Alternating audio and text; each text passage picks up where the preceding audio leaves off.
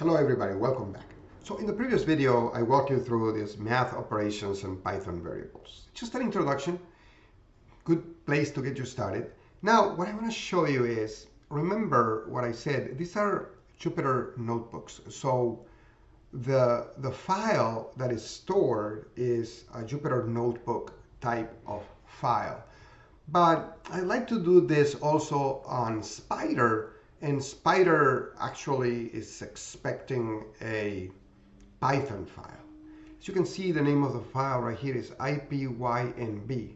That's a Jupyter notebook file. Actually, there are ways for Spider to read that one, but what I'm going to show you is I'm going to save it as a Jupyter file. So I'm going to go to File, right? And I'm going to save it as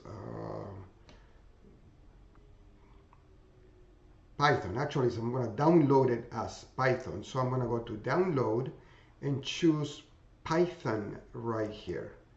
So it's doing this, and it just did that. It just saved it for me. All right. So the next thing I'm going to do is I'm going to open it for you, and we're going to do the same program but using Spider. All right.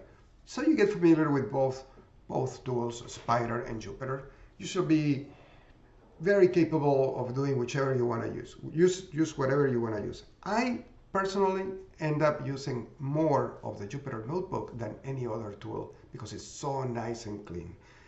However, the more powerful tool is really Spider. It just does so much for you.